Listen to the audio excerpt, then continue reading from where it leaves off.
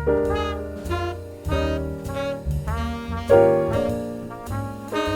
right, you see what it is. Class is in session once again. This is a very, very exciting and special Cannons class because I have a friend and someone that I would say is I don't even know how to explain because I'm definitely not gonna say I'm a peer because I'm not on her level. Wow. Because she is a attorney and principal and CEO of the Impact Strategies, as well as a CNN and NPR political analyst and strategist, and done so many things for the community and really making it happen. The one and only, the Queen, Angela Rye, is in the building. How you doing? Thank you very much. I am good. Definitely peers, so don't say that. We do different work different ways, but I think we have the same end goal. Yeah. So I think we're that's peers. what we're gonna talk about today, because in our times not in front of cameras and all that stuff, we get to have some discourse and conversation about a few things that I wouldn't say we disagree or debate, but it really is an interesting conversation on the approaches that we take when helping the community, because ultimately both of us are about the community. But this is a important time, and currently what's going on in our country, and you are definitely one of the leaders and strongest voices in our community. So I'm honored to sit here and chop it up. And right now, really, this is like a pregame. You know what I mean? Yes. Before we get into it, because we here at Howard University, and we wanted to bring the students in, and of course, Dr. Carr, the chairman of Africana Studies here, and he's gonna help moderate. I wouldn't say it's a debate, but you and I I would say we have different perspectives on voting in America, and you are definitely doing the groundwork, and I admire and salute everything that you're doing when it comes to that. But I think I'm gonna bring it from the perspective of what I see when I'm out in the field and really talking to people who don't know what's going on when it comes to policy and politics, but really trying to make a difference in their community, but don't feel like this government is set up for them to win. Mm-hmm. So I want to take that approach. And hopefully, you can answer some of these questions that, not only I have, but, a lot of my brothers and sisters in the community have when we're out there and we see everybody saying, you got to get out there and vote. And it's like, but why? Mm-hmm. You know what I mean? And that's all. We just wanted to set the table for that. And I know, this is a dual podcast. This is, what I do here weekly, but also your podcast is extremely powerful and popular. So anything you want to shoot my way, I'm rocking as well. But it's a conversation, Yeah. So we actually have a segment called Conversate on one. Conversate, not converse, but conversate. No, Conversate, because that's West Coast real life word. Yeah. And that's what I'm always repping. So I think the most important thing to me is that when there's a conversation, even when you don't agree, that it is civil enough for people to be able to understand both sides of an issue. I think given the current circumstances, what we found is that the lack of engagement by us is dangerous. Right. And I think that we spend so much time talking about we owe it to our ancestors. They died for the right to vote. But that really is true. What's been on my heart all week, I just recorded a BET special for the midterms called Our Vote, Our Power. And like Fannie Lou Hamer's spirit has just been just near me. And the thing that I keep thinking about is not her saying, I'm sick and tired of being sick and tired, but almost losing her life as a sharecropper. So that we could vote, thinking about all the ways in which she was organizing people and never being properly credited for that, so that we could vote. And then when you think about all of the different things public policy touches, whether it's, where we can buy groceries, whether or not we live in a food desert, whether or not there's a lot that's been zoned properly so we can start up that new business or have a home there. When we talk about gentrification and redlining, all of these things are matters of public policy. And so if we're not in the game and we're not helping to shape those conversations, I don't know what else we can really do. And you bring up a great topic, which I want to get into once we get in front of the students and the faculty, is policy. Yep. And, that's probably my biggest issue, you know what I mean? Because I feel like they throw us out 2 weak options and they split it down the middle, in the divided states of America, where they want you to choose a side. But even that policy is based off of capitalism and this corporate structure that really, it's like, who really benefits from any policy? Because really they can't really give us real power. So they give us ideas that okay, we can give you a little bit or we can give you a little less, but they're not really giving you the whole pot. And it's that idea, and I feel like we always set a framing question, but I think the common statement under the framing question is truly about, is it resistance and having the resistance as a community, or having a revolution as a community? And I feel like the difference between resistance is probably, we gonna stand for what's ours and we gonna operate in your system and try to make some changes within your system, and then the revolution is fuck the system. Yeah. You know what I mean? Like, we just gonna come and get ours, and we gonna take over, and we don't want to be a part of your system at all. So how's that working for us? I don't think we've ever really done it, but if you think all revolution, whether it's the revolutions that we've experienced here in America or even outside of America, when we talk about Pan-Africanism, that has done great things for us. You know, and that's the real thing. I think the common, and we'll get into it a little deeper, but it's that idea of like, we can work within the system, that's fine, but let's create our own system. Even if you do create your own system, you have to understand the system as it is, and you have to have allies in the system as it is to even be, if you were going to overthrow it. Like, I believe that part of the reason that we have made some of the strides we made is because there were people who were intimately familiar with the system. 100%. If you look at Agreed. what Dr. King was doing with his allies, there were people who played.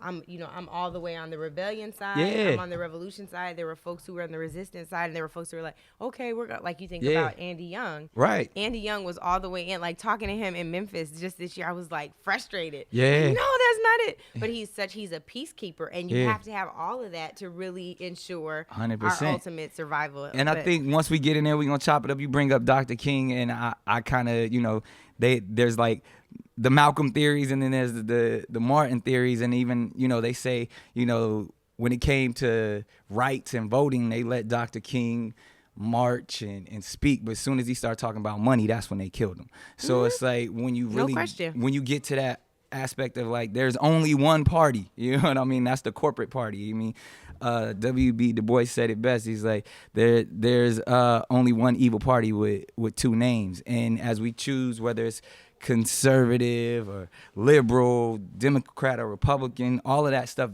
I would love for you to expound and just explain in front of our students what is voting. That's the framing question. Not even just what is voting, but why exercise that right, and what's the importance of it? Because I think people I talk to, they don't see no real point in it, because no matter what the administration was, from Reagan, Bush, Clinton, Obama, Bush, the Trump plantation we on right now, the hood been the same. I'm not on the plantation.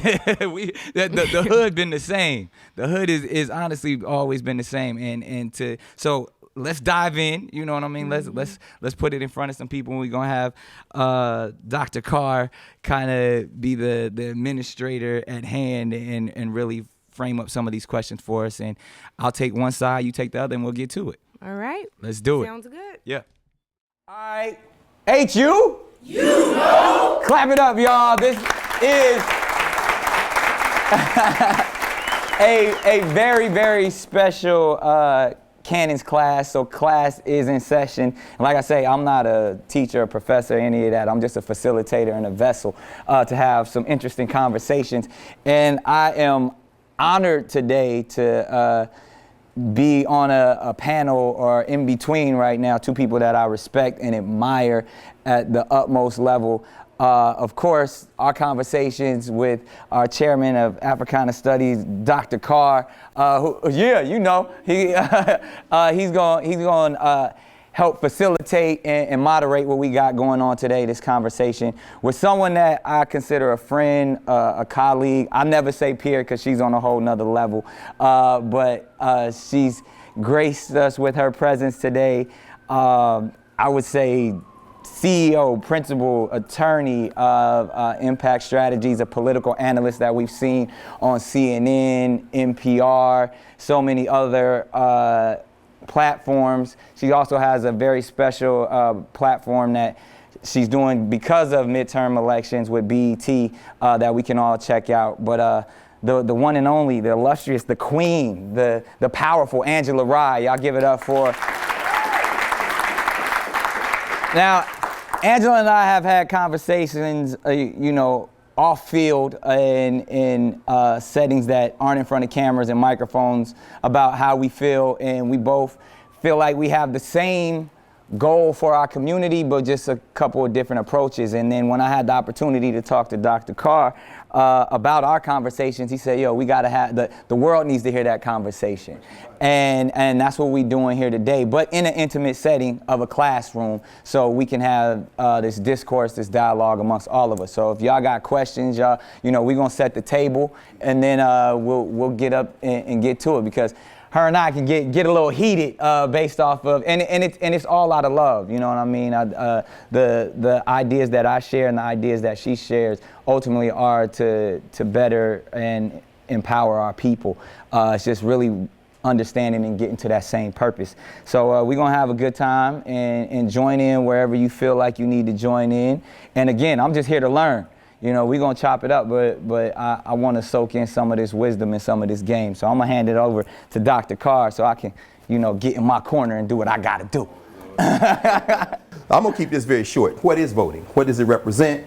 What does it mean to people on the ground?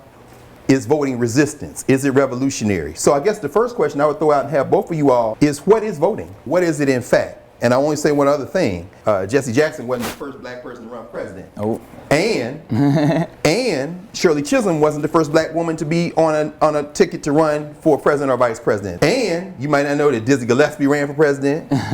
Dick Gregory ran for president. Yep. And so we reread this book together because we both real good friends with Baba Dick before he passed. And he wrote a book, Write Me In. Yeah. His 1968 campaign. One of the most powerful years. Man. 1968, obviously we all know what happened in 68, but even that was also a year, an election year on so many different things. So maybe the most important year that really set the table for where we are now. Absolutely. But it's just like, but I mean, obviously, you know, my man was in his 80s, but he had so much wisdom. And that was the thing that was interesting about him, because you never knew when he was entertaining you and when he was teaching you. And, you know, he put on everybody from, man, Cosby, Pryor, all these people. And he was, you know, he was, I believe, the first black comedian ever on television. Yeah, and and it was a thing where he was like, yo, I'm not gonna come on the Tonight Show unless I could sit on the couch, because a black person had never sat on the couch before. And he turned it down mad times. And they was like, all right, you can finally come, and he got a chance to sit on that couch. So it's just stuff like that. Which meant everybody else got to sit. Yeah, from that point on. So even a lot of people don't even know who Dick Gregory is, but as a comedian, man, like I know, you know, there wouldn't be the people that we love and that we look up to, from the Chappelles, the Harts, the Cat Williams, the Eddie Murphys, if it wasn't for someone like this. But he made a strong stance in his walk to not even just be an entertainer, but to be an activist. And he was making crazy bread, especially in the 60s at the time. And he was using all his money to fund the civil rights. You know, him, Harry Belafonte, Sidney Poitier, a bunch of cats during that time. And he spoke to me, even having a chance to sit with, you know, Mr. Belafonte and Dick Gregory, and was like, yo, we're gonna pass you the torch. And we're gonna pass you the torch in that sense of not just being an entertainer, because we know you can make the white people smile really well, and you know they comfortable with you, but also really connecting with the community in a real way and being that bridge. So being able to be on network television and shake hands and kiss babies, but at the same time do the work in the community. And I took that as a real responsibility, and so much so studying and analyzing like why he ran for president in 68. Was it a joke? You know what I mean? Was it to sell a book? Or was it really to show how corrupt this system actually is? Oh, we start with that, Nick. Instead of me jump back in, and then Angela, when Nick finished, y'all can have set the stage. What is the vote? I mean, how you were just about to do it. Yeah. Go ahead, brother, and then y'all can go ahead. Yeah, from Dick Gregory's book in 68, and then even ideas of like going all the way back to like Adam Smith, who's like the father of, you know, economics and the pioneer back in the day, but also was a political analyst from like somewhere in Europe. I forgot where it actually was, but it was really saying, what is our government ultimately? You know what I mean? This country was established to have a democracy, but ultimately it was really about a corporation, you know, and capitalism. And that's really just what I wanted to focus on, because even like we have third parties, and as in 68, Dick Gregory literally wanted you to go in and write his name in on the ballot. But this two-party structure really wasn't designed for us. It was teaching us really, all right, we're going to give you a choice to make you feel like you're part of the process.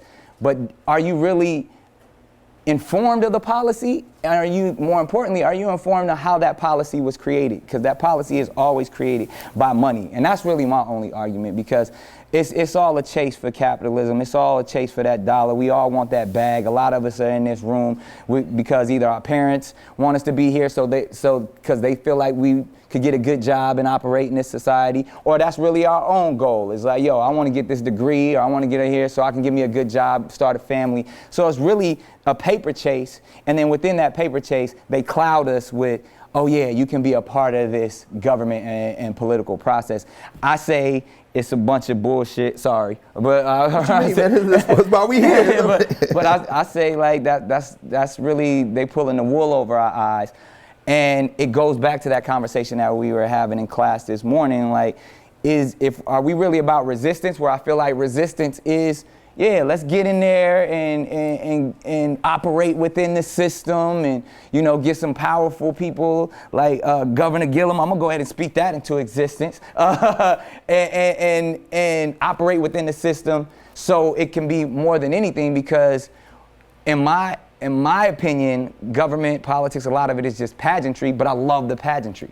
I love being able to tell my son that there was a black president. You know, I love being able to say, yo, we're in office. But that's, to me, that's operating within resistance, when revolution is saying, fuck the system, we're going to overthrow the system and create our own system. Ultimately, it's all about community, but I'm going to say, yo, if we really about it, let's understand the power of the black dollar. Let's understand the power of our culture and operate in that, and say, we don't want to operate in your system. And that's just my perspective, and really setting the table to where, when you say what is voting, to me, I say it's a facade. Oh, man. Floor is yours, then. Well, thank you all for having me here this morning. First, I just want to give honor really to my ancestors and to the folks who made the positions of privilege I now sit in possible. So I think about Harriet Tubman. We talked earlier for a second about Fannie Lou Hamer. I think about folks like Nat Turner and Denmark Vesey, and, you know, I can go on and on. But there are also some folks who are a little bit closer to me. I see them like extended family, the Congressional Black Caucus. I told Eugene when we walked in here today that the first thing that came to mind is when I became the executive director of the CBC. I wanted to bring my team to this school because this school, this library, is what houses the Congressional Black Caucus archives. The Congressional Black Caucus was founded in 1971 by members who look like us, from communities like ours, who said they were tired of being discounted and invisible, even though they worked their behinds off to get to the seats of power in which they existed. When they started the CBC, right before, they had sent over to Richard Nixon 60+ recommendations for what he could do to strengthen and make visible the black community. They weren't counting on him to be the sole mechanism for which the community changed, right? But it was an important point for him to understand. You can't ever apply pressure to an elected official that does not understand your agenda. The problem with the vote is not that we're not all exercising it. The problem with the vote is not that we're all apathetic. The problem with the vote is that we don't understand our real power. You can't overthrow a system you know nothing about. You can't overthrow a system you've never engaged in. You can't boycott and protest a system that you don't understand how it impacts your everyday life. We treat grocery shopping like it's required. We treat paying our taxes, for the most part, like it's required, right? We treat going to school and education like it's required. We go to work so that we can pay our bills because it's required. The one thing that we treat as optional, and I would argue if you look around our community, the folks in it that are apathetic and say my vote doesn't matter, you have been conditioned to believe that. I believe that's a problem that began on the slave master's plantation. He's always tried to tell us that we are stronger divided, supporting their agenda, working against our own causes. So you see infighting in our communities. You see us not supporting our own businesses. You see us not supporting our own missions in life. That is slave mentality, and this is yet another form of that. I'm not here to tell you all that voting is the only way forward for our people. We all know better than that. but it is a means to an end goal. It is just the first step of your political activism. It is the least you can do. It is the least required of you. When I think about the CBC members, they would not have been in office if your mothers and your fathers and your grandmothers and your grandfathers didn't go vote for them. They needed that support to gain those seats. When you look at the positions of power now in Congress, we still make up less than 10% of the, in fact, it's more like 4 to 5% of Congress. There are only 3 black senators in the United States, and it's because even when you look at our demographics, particularly in a hotbed like the South, where we should be winning, we should have been participating. We're not there because somebody told us that we weren't powerful when we vote, and the devil is a liar. So I'm going to give you one other example. I agree that the two-party system is not beneficial, probably not just for black folks, but for most poor people in this country. You're treated very much as invisible. You're an afterthought. 2 weeks before the election, right about now, they go into your churches, shaking hands, kissing babies, as you said. But here's what I will tell you. My dad, when apartheid ended in South Africa, he was very, very active in that movement.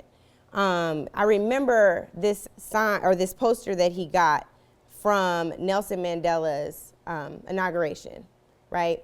And it was this beautiful, colorful, super diverse poster of all of the different political parties that existed in South Africa. A Labour Party, a national movement, I mean, all of these different parties. And when I looked at it, I was like, Dad, this says this is a democracy, but we have one here too, and it's like 2, maybe 3 on a good day, 4. Why doesn't it look like this? And he was like, well, the democracy here is broken. But my dad has never stopped working to fix that thing. Whether it's on the local level, the state level, or the federal level, I believe that he consistently works to fix it. And it's not just by voting. That was the first frontier. So I said at the beginning that I sit here in a position of privilege because I went to go vote with my parents every time there was an election. I was taught that. I understand, brothers and sisters, right, family, that we're not all taught the same way. So I'm conditioned to believe that my vote counts and it matters. And if I ever sat at an election, which I'm not gonna lie to y'all, I have, right, I felt the guilt of doing that my one vote could have made a difference, and they do, and they do. But I also want to acknowledge to you, when we think about things like the Electoral College that was established on our backs, we know the system was not designed for us. That does not mean that we can't rebuild a system. If we built this entire country, we can damn sure build a system. But I'm telling you that I don't believe in anything being overthrown. I don't even believe in a cohesive agenda unless we first engage in the one that's before us, fix what's broken, and ensure that we are moving our people forward by having a full-on conversation. We can talk all day about overthrowing the system. You're gonna overthrow the system, and then what you gonna do? What's your tax structure? How are you gonna pay for schools? How are you gonna ensure our voices are still represented? You think if after we overthrow it, they're not gonna try to put some other barriers in place? They're trying to put them up right now. Look at Stacey and Andrew running in Georgia and Florida. Stacey's opponent is the Secretary of State, means he has a direct conflict of interest in the outcome and is directly interested in the outcome of the election. What is he doing as a result? Purging voters that are disproportionately black. Why? Because those are Stacey's voters. These are the very voters that she worked to register through the New Georgia Project, right? Andrew, his opponent is garbage, but sorry, he was a spitting non-filtered bars, moment. though.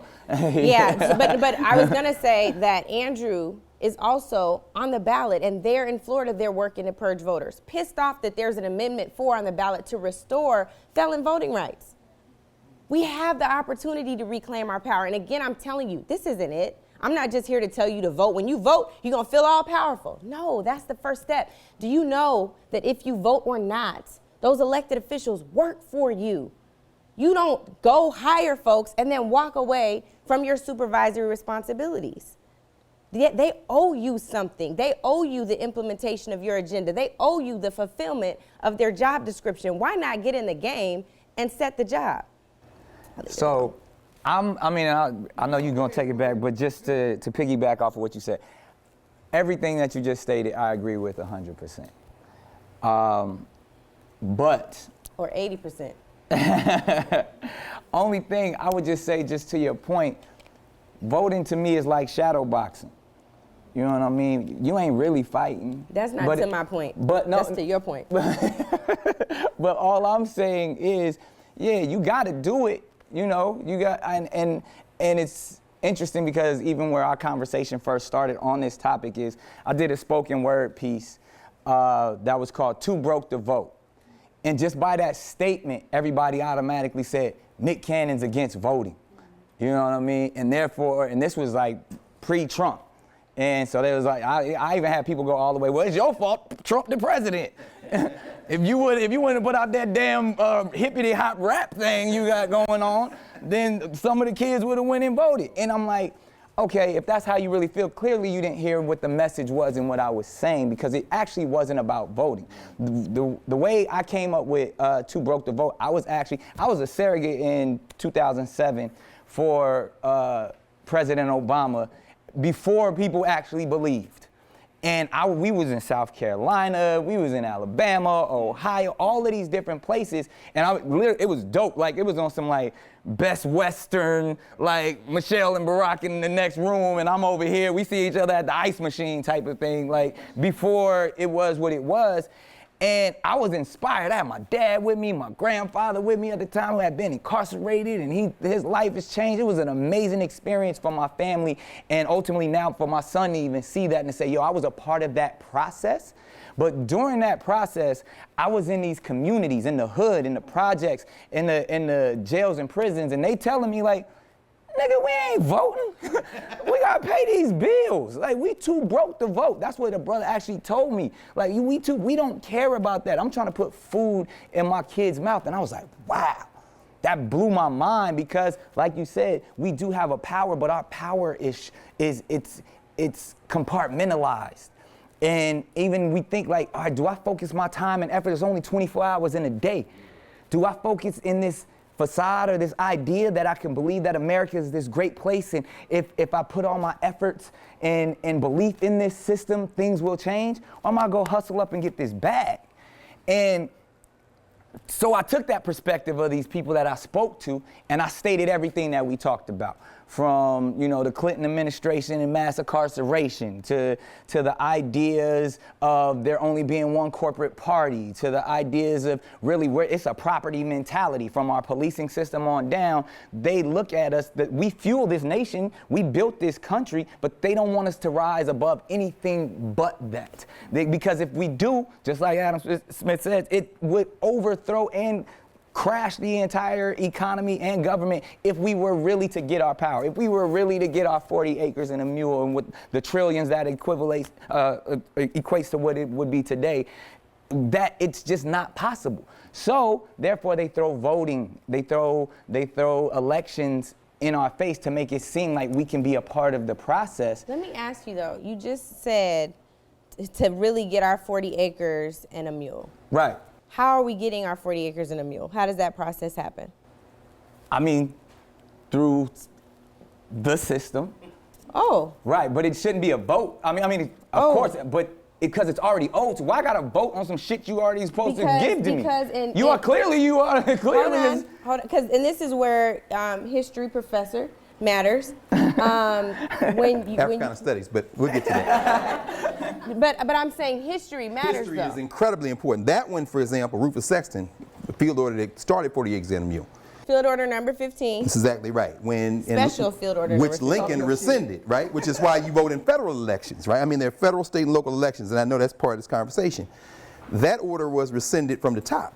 From President Andrew Johnson, who became president when Abraham Lincoln was killed. And so the reason why I'm bringing that up, because and I love this because, Nick, no shade, but sometimes our folks, including you right now, can be so deep that we're drowning. Okay. So the situation is, there are certain things that we would still need to be able to do our own system that come from the process that currently exists. So here we go, finding ourselves in this cyclical pattern, right? We don't vote because we don't see ourselves reflected. We don't see ourselves reflected because we don't vote. We want to overthrow the system, but in order to overthrow the oppressive system that exists, we have to change the system. The only way to change the system is to go inside the system. The only way to go inside the system is to vote our folks inside the system, but we won't vote because we don't see ourselves there. But there. that's the facade. It's not but let's, like you said, that's real. Historical memory is very crucial, right? So at the time that the Civil War was going on, we couldn't vote. A handful of free blacks, different places, and even in the North, they wouldn't let us vote, right? Immediately after Reconstruction, because Andrew Johnson, right, the Congress decides to put the hammer down on the South. They're basically a foreign country. During that period of occupation, which they still, as we know, Southerners, y'all know, they still call it in some ways the time of occupation from the North, black people voted. In fact, the Republican Party is why Ulysses S. Grant won the national election in 1868, and again, re-election in 72. It was the margin of black votes. But let's go to the 40 acres and a mule, because that was South Carolina. In South Carolina, black legislators at the local level, at the state level, are elected in numbers they'd never seen before because we weren't in office. 2 black senators from Mississippi, so forth and so on. One of those legislators was Francis Cardozo. In fact, he was a statewide office. Once he was Secretary of State. There's a Cardozo High School here in D.C. because when they got elected, they started doing exactly what you said. Public education for everybody, regardless of color. Let's start thinking about how to redistribute this land. So that's the agenda, right? Then the North retreats. In fact, Ulysses S. Grant won re-election in 1872, running on a campaign of reconciliation. Let's make up with our white friends in the South. Freddie Douglass and them are like, whoa, wait a minute, what about us? No, thank you, Negroes. You've helped us break these whites. Now we're going to reunify. Right. Once that happens, Jim Crow descends. They lock Francis Cardozo up for a year in South Carolina jail just because, nigga, you're not going to be no elected politician. And they start pushing us off the voting rolls, to your point. This is before the Jim Crow constitutions, really. They're doing it by intimidation. They're shooting black people. They're doing some of the things they're doing today. Oh yeah, let me see your name. Oh, it don't match. No, nigga. And you need 7 forms of ID. Right. And by the 1890s, 1898, for example, Wilmington, North Carolina, they basically killed black people. You know, Reverend Barber tell us about this in the Wilmington riot. Now, why did I go through all that? To get to the point, because when you mention the CBC, and I know those are your people. So this is where it really comes in. Ralph Bunche in the 30s, writing from Howard University, says that voting and political participation have benefited some in the black elite, but not benefited everybody, in part because a system like capitalism will accommodate a few black managers who can enrich themselves and look like they're representing everybody else. But each generation we move away from slavery, there is no black agenda. Agreed. So during the Reconstruction governments, everybody knew what we wanted. That's why they had to fight that, right? That's right. So here's where we want to come, Angela and Nick, both of y'all. How do we create a black agenda? And I'm thinking about this not from 1870s, 80s, or 90s, but from the beginning of the Congressional Black Caucus. When you had, before the CBC was founded, you had Adam Clayton Powell, who basically said, I'm Black America's congressman. Charles Diggs out of Detroit area, Michigan, who went to Emmett Till's trial. But by the time they get to 71, and begin there, you see a Shirley Chisholm, you see a Ron Dellums, you see all them.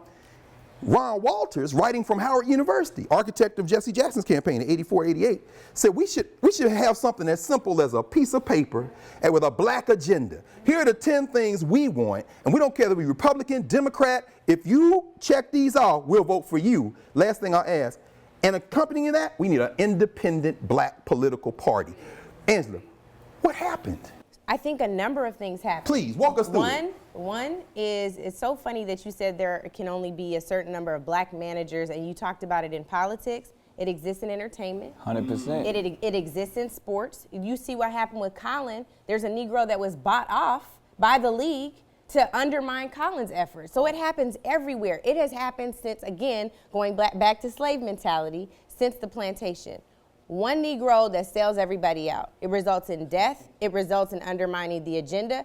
It results in demise. And I'm telling you that until we can be disciplined enough to not focus so much on securing the bag and focus on securing what's in the best interest of the community writ large, we're going to have this problem. I think the other part of it is I speak ad nauseum, more than anything else, Eugene can attest to this, about a structured black agenda, about having a black political party. When Dr. King was assassinated in 1968, the year before, he did a speech called, "Where do we go from here?" See, he's been whitewashed. Dr. King had a radical agenda about supporting black banks in this country to ensure that we could get the access to capital we need to have viable black businesses. So supporting black businesses and then supporting our community institutions. That's a three-pronged agenda that easily we could support, but we don't have a cohesive one. The last time the black community met as a cohesive unit every single year was during slavery. The very next meeting that we had was the 1972 Gary, Indiana Black Political Convention. Could you tell people, because they probably may not know about Gary 72, and it's very important. Sure. I think, well, one, it's very important, but it's also very unfortunate. So it's like we're celebrating these moments, but you know, a celebration, there's something missing. Sisters, we were missing, but I'll get into that in a second. Queen Mother Moore was there. Well, I'm getting ready to tell you why we were missing. Okay. This is the year Shirley Chisholm was running for president. I'll come back to that. So in Gary, Indiana, there were a number of things going on for us politically and economically, and they said we need to have a black meeting where there are delegates from each community represented, and we could establish a black agenda, which they did. The challenge is Shirley Chisholm was running for president that year, and they chose not to support Shirley Chisholm. So that was the only black candidate on the ballot. How do you then leave from there and endorse a white man, right? Because he's a Democrat. So therein lies the problem. We always have somebody that's able to be bought off. So then the challenge becomes to you all, to myself, how can we be disciplined enough to establish a black agenda, right? And I still don't think that means that's in the stead of voting. So what I would say, I mean, just, you know, the layman speaking for a Listen, second. no layman, man, we having a conversation. No, but very important because it was the black politicians at Gary. Coleman Young was a state senator out of Michigan, came to mayor of Detroit. They were the ones who were hesitant to stay in the room with the rank and file cats. Right. Because remember, Michigan walked out. And it was Amiri Baraka who took over the stand and was like, Michigan, Michigan. And it was the beginning of the black politicians who turned their back. And part of that beef with Shirley Chisholm was sexism. She was a woman. Right. Part of it was the idea that Shirley Chisholm isn't connected to any of this conversation. She's out there grandstanding. And I think that in some ways, the individual black politician is the legacy of, and I would include Barack Hussein Obama in that, community organizer in that, because he turned his back on Trinity Baptist Church of Christ, that's for sure. Saying that if you see me, you see us. That's that shadow boxing showbiz politics. And I think, Gary, you're right. That's the unfortunate thing. That's when it fractured. But it wasn't because of the rank and file black people. It was the beginning of the black politicians saying, I don't want to take no chance, and I'm trying to get something from George McGovern. And it just goes back to what I always say, and they say, politics is just entertainment for ugly people. Like, I mean, the devil is a lie. Well, not you though, of course. We know. She's not running for office. That's what I'm saying. But what I'm saying, and that's a statement that comes. Right. You know, it's all entertainment at the end of the day, and that's what. And that was, you know, a statement from like George Carlin, you know, from back in the day. But it was more about really. It's going back to my argument of all of this being a facade, and I think you even stated something like, you know, what are the other times where we have come together? And I just go back to those ideas of Garveyism. I go to Black Wall Street. I go back to New Africa, the Republic of New Africa. Like, these were ideas we were saying, no, y'all do that over there. We gonna go start, we wanted to turn the whole South into a place called New Africa. You know what I'm saying? And that, like, that to me, that idea, or even, you know, I don't want to be like, oh, let's all go back to Africa, but it goes back to that statement that you talk about where it's like, we always measure our success based off of it, like it started at slavery. So, yeah, everything looks better. Like, but if we go beyond, like, we're much more than America. And it goes back to that statement, like, America's just an ATM. Every other culture come here to get their bag, and then go and teach and educate and build their own. But we want to get in here and figure out how to get it done. No, let's get this bag, because that's what Trump about. That's what everybody's about, this individualism, this ideology of like, I can succeed and I don't care about everybody else. That's that elitist mentality. The elite is the elite class, the ruling class, and then we just gonna march to their beat the whole time when we have more power as a community and a culture to do that. That's all I'm saying. Could we use the local example? Because this might be where y'all had the shared ground. Jackson, Mississippi, and I know your friend, Chokwe Antar Lumumba, the son, along with his sister Rukia, of Chokwe Lumumba and Nubia Lumumba, right? They moved to Mississippi because they wanted Mississippi to be one of those 5 black states, Republic of New Africa.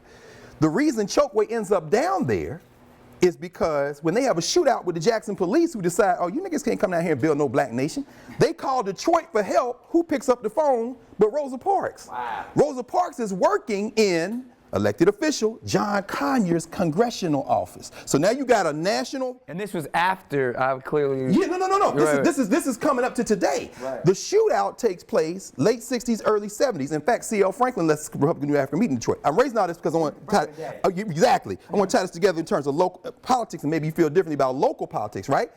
A congressman, John Conyers, gives Rosa Parks a job because she got to leave Alabama. He's a congressman because people voted and put him in. Chokwe goes down with his wife. They go to Mississippi. Because of that, his son, he becomes the mayor of Jackson, and his son becomes the mayor after that. Is voting different if you can take over a city and have a revolutionary approach? Would you say, how would you distinguish between local politics, national politics, state level politics, in terms of the importance to vote? Go ahead, I'm sorry, I didn't mean. No, I started talking before you were finished. There are policies that impact our everyday life on all of those levels. They work hand in hand. Am I absolutely amazingly proud of I think Mississippi may have the largest number of black elected officials, period. A member of the Congressional Black Caucus, Benny Gordon Thompson, who's a two-time graduate of HBCUs, also my former boss, ensured that would be the case. He's developed a very carefully crafted strategy to train up black elected officials, right? They literally have a boot camp for these folks to participate in. Why? Because we have to take over on the local, state, and federal level to ensure policies are put in place that are in our best interest. It's far from a facade. Is it the most revolutionary thing we could do? I would argue yes.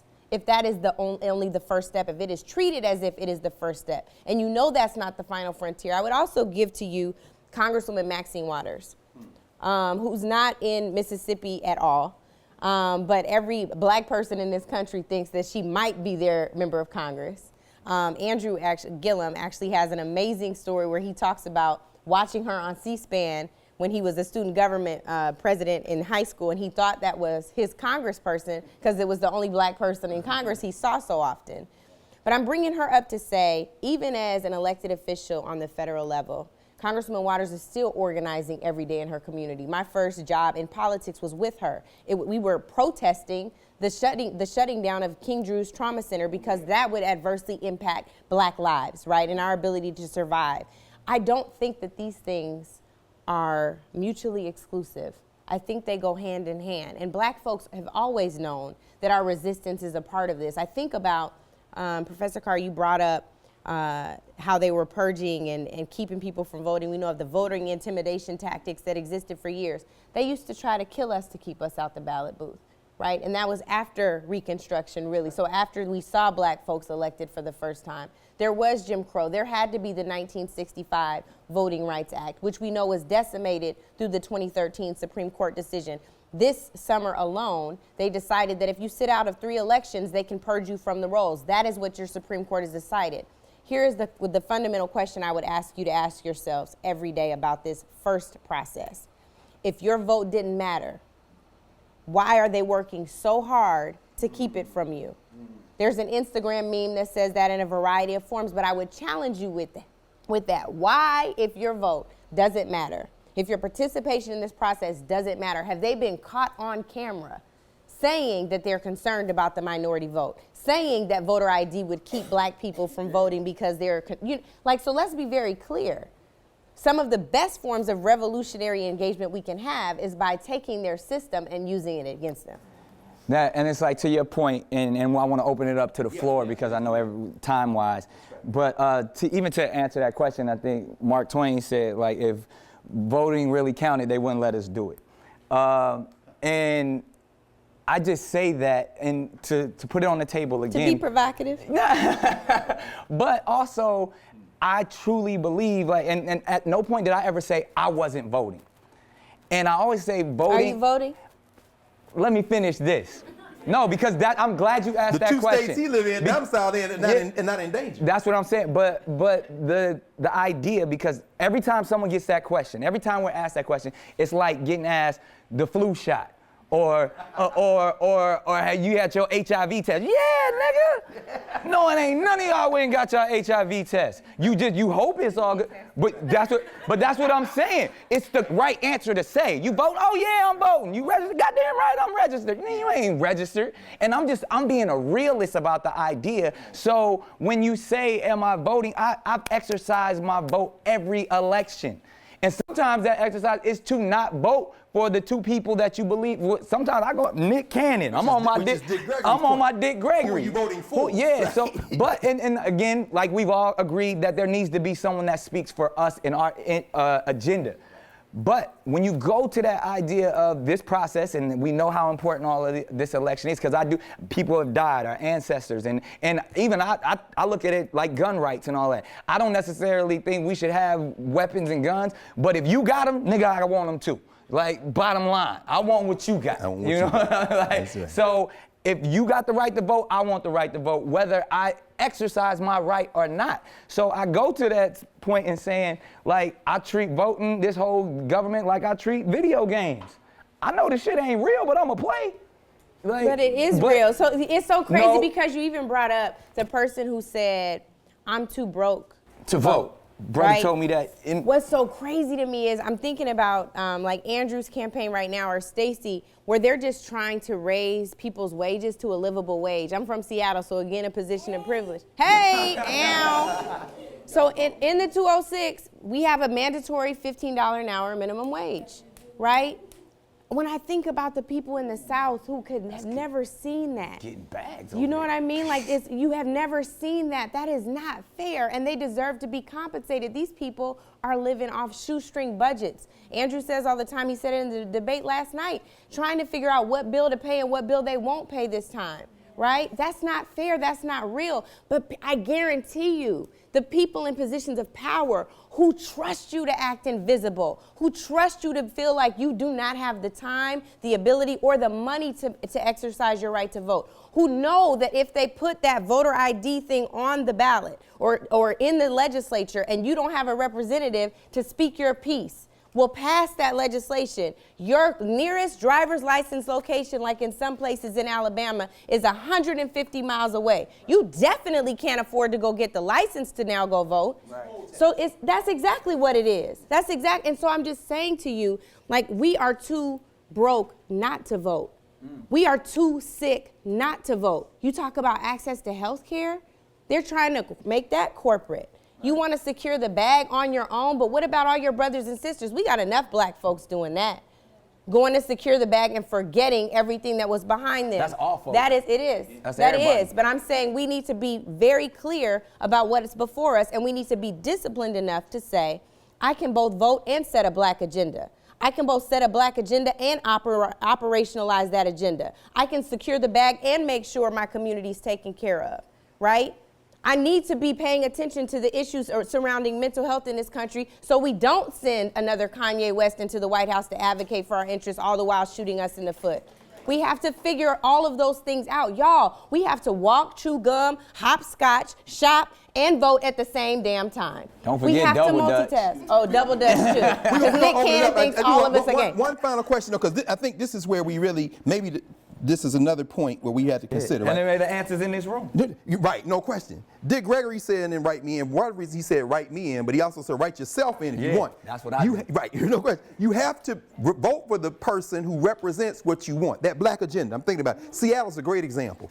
Washington, D.C., Atlanta. Atlanta, black wealth, first public housing in the country, also the first to tear it down. A black-run city where there is some of the greatest income and wage inequality. And we can't blame that on white people. We blame that on black politicians who aren't strong enough to face the corporate parties, right? DC, they just passed a minimum wage for people who wait tables in this town. It was overturned by the DC City Council, including black representatives.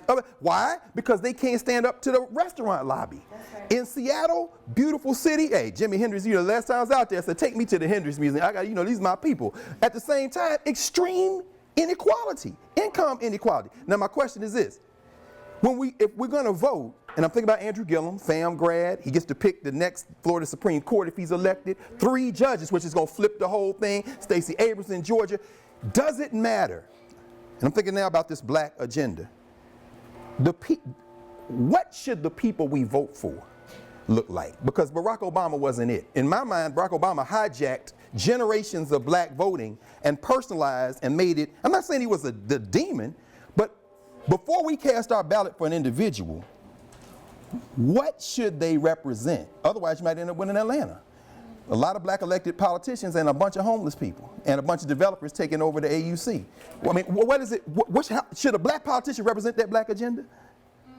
I absolutely think a black politician should not only reflect that black agenda, but they should openly advocate for it. I think one of the things that we have to come to terms with is we automatically expect that because you look like me, you're going to push my agenda. That is not reasonable. That's why I told y'all voting is just the first step. You have to hold these folks accountable. They're being held accountable by the lobbyists. They're being held accountable by the folks in their neighborhood. Why are we silent? Like, oh, we got you there. We made history. We done. You're not done. And I actually would beg to differ with the Barack Obama piece. Do I agree with everything Barack Obama did? Absolutely not. But I do think he did a lot given the circumstances. What are the circumstances? Very white in the Senate and the House. We had a Senate minority leader at the time before he became the majority who said his mission was to make Barack Obama a one-term president. Why is that? Because he had black skin. That was why. He knew that if Barack Obama had another, not just another term, but another term where he could get legislation passed, that would overwhelmingly benefit us. I do think there was one fatal flaw in how Barack Obama saw policymaking. A rising tide does not lift, or maybe a rising tide does lift all boats. But if you don't have a boat, you're not lifted. That's right. You're drowning. So I think that we do have some pushback, right, to offer our politicians, and we also have to give them cover.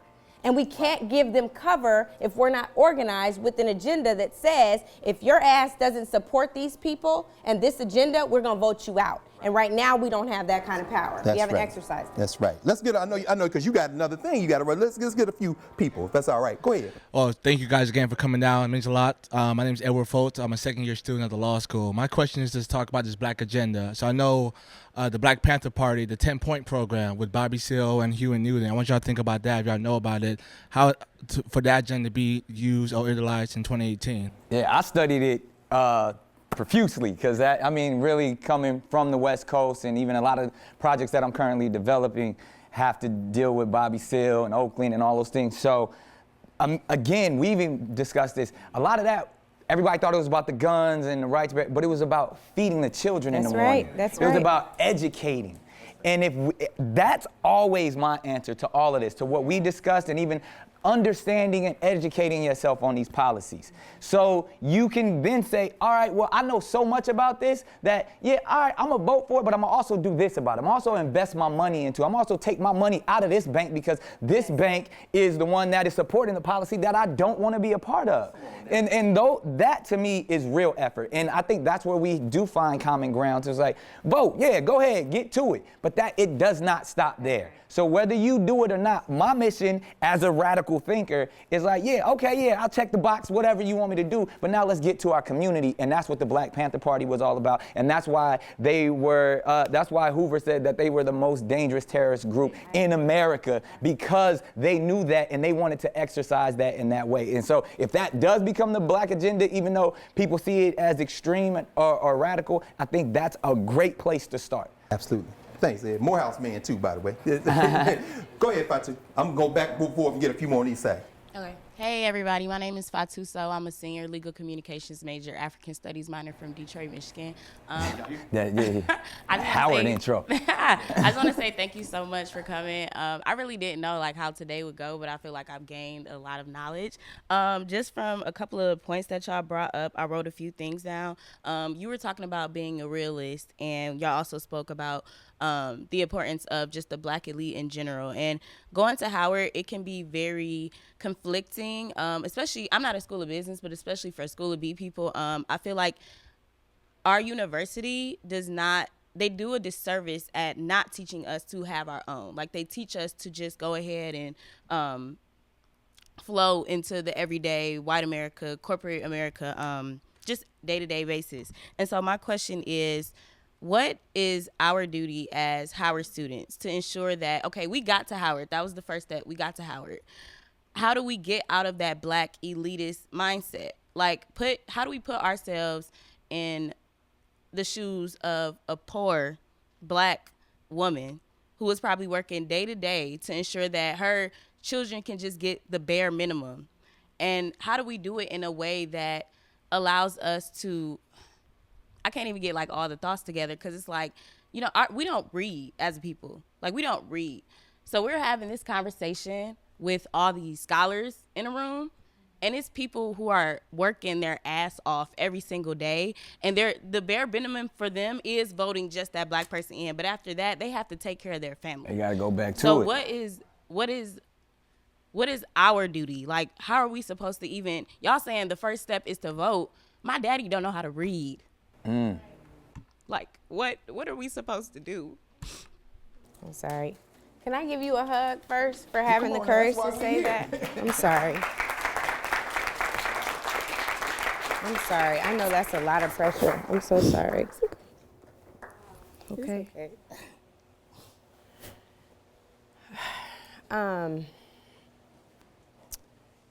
So I started this conversation, at least my portion, talking about the position of privilege that I'm in, like recognizing that that's not everybody's story. I thank you for grounding us in that way, because you think about our ancestors who tried to figure out how to read just so they could get free, right?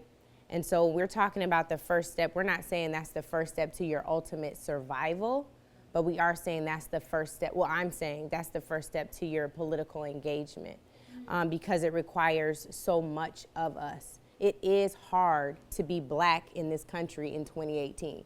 Is it easier than what our ancestors had? Absolutely. But I think that we would be remiss if we did not acknowledge that everybody doesn't come from the same background, that we're not monolithic. We are not a monolithic people. That's in part why it's so difficult to develop a unified black agenda. But what I would challenge you with is to remember, I think, the gravity of this moment. We want to make sure that your dad and everybody else who can't is able to read. We want to make sure that all of us leaves from here, not just this school, but from our family backgrounds of how we're raised. We want to be more empowered. The way for us to achieve that power, Dr. King defined power as the ability to achieve purpose, right? You can't achieve purpose if you're oppressed and you're walking in the condition of that oppression. You have to figure out, how can I unify with some other folks and feel like, one, I'm not alone, because I'm not. There are people in this room and on this campus who are gonna have our sisters back, right? And figure out what we need. But absolutely, we have some responsibilities to our community that go beyond checking a box in the ballot booth. But that is a first step. Whether we're talking about making access to transportation easier, access to capital. You talked about, we're just taught to come here, go work on somebody else's job. We want to make sure that we're able to support and stand up and empower our own businesses, our own organizations that represent our own interests. That is not black nationalist thinking. That is the least that we can do. That's how we can be accountable to each other and empower each other. So I thank you for sharing that. Like, I really, really do, because I think we do need these moments to ground us. I just visited a women's prison with Congresswoman Barbara Lee in Oakland the other day, and more often than not, most of the women that we sat with were, of course, black women, but they were there because they happened to be in the car when their boyfriend had cocaine in the trunk, right? Lost all of their freedom for that. We know that it's ridiculous and crazy. The prison industrial complex is another podcast for another day. Right. But I'm just saying, we need to understand that the way most of this stuff changes is through policy.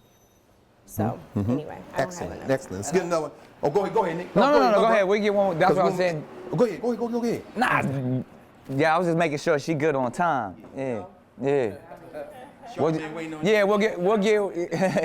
at the book, so y'all can all go with Angela to the bookstore after this. You gotta go too. I'm gonna tell them you voting. I never said I wasn't voting. I know, but you gonna vote for real. I'm gonna have you put up a PSA as the I, Nick Cannon, am voting.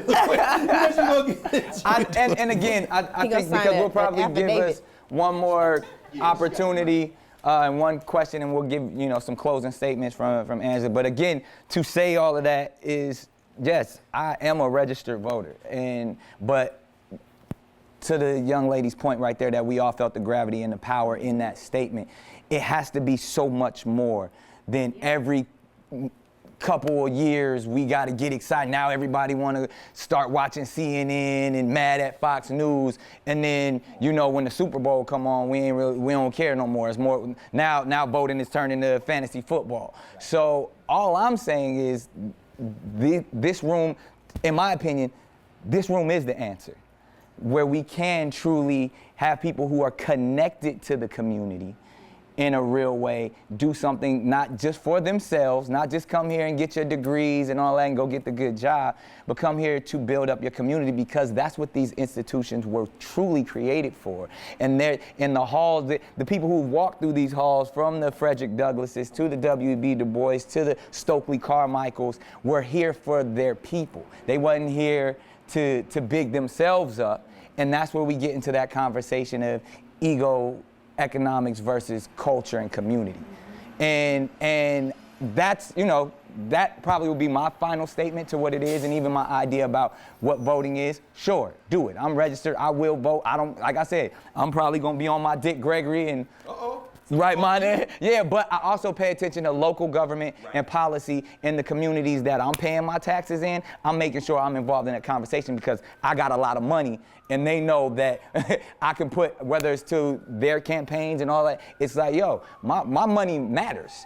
And I know a lot of people with a lot of money, and they may not be educated on the policy. So when I'm having these dinners and meetings at my house, like, yo, they trying to do this, and you paying your money over here, that's where it really matters. And it's like, from whether it's these athletes, whether it's these rappers, these entertainers, if we start putting all of that money together for us, that's real change. And that's what I really feel like. It's too many black millionaires and billionaires going on right now for us not to rally and gather together and take very intelligent people, very connected people like Angela, and say, yo, let's support them. And that starts with the Gillums. That starts with all of the candidates that we have. But we got to support us. I heard you just say just now you were writing a check to Andrew's campaign in with all your money. What do you mean? What do you mean? What do you I know mean? you got to go. What do you mean? I got it. Great. Let's get one more, and then Y'all heard it. It's on the podcast. It's nothing. Hi, my name's Carlin Newhouse. I'm from Seattle, Washington, so hey. 206. 206. Y'all don't know nothing about that. But I just have, I really was thinking a lot about everything you guys were saying. First of all, thank you guys for being here and allowing us to be in this conversation with you guys. I do agree that I believe voting matters. I also believe that our system is whack and corrupt. And I do not personally believe that voting will change a system that was intended for us to not succeed. My issue with that idea is that if we were to get all of the black politicians that have all of our agendas at heart, and they believe everything that we believe, and they do everything we want, we still live in a government system that will still assassinate people like this if they get into positions of power. So my issue with that is that even if you get to the position of, okay, we can make change, if you still live in a system that is going to kill you for trying to make change, that is where things become problematic and become complex. So my two questions are, the first question I have is, do you believe there's an either or approach of it's either throw over the system or get into the system? Because I believe it's a combination of both. I do believe you have to get into the system to overthrow the system, but I do not believe the system can continue, because if America continues, it's never going to benefit black people, queer people, women, anybody. Agreed.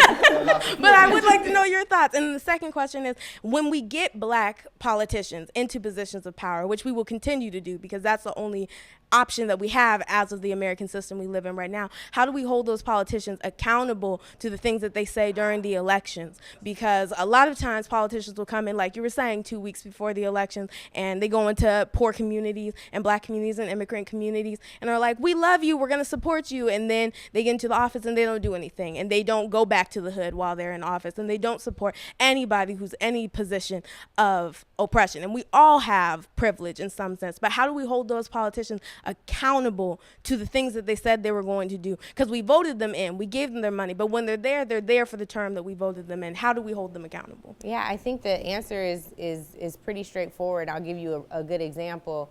Doug Jones was elected by 98% black women. Come on. And I think it was 93% of black men in Alabama.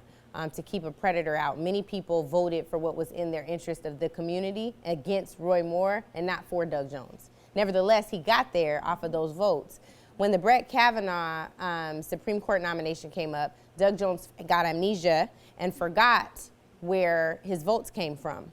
And so I believe it's incumbent upon people in positions of power and who have platforms to remind politicians when they don't hear the voices anymore, where they went knocking on doors.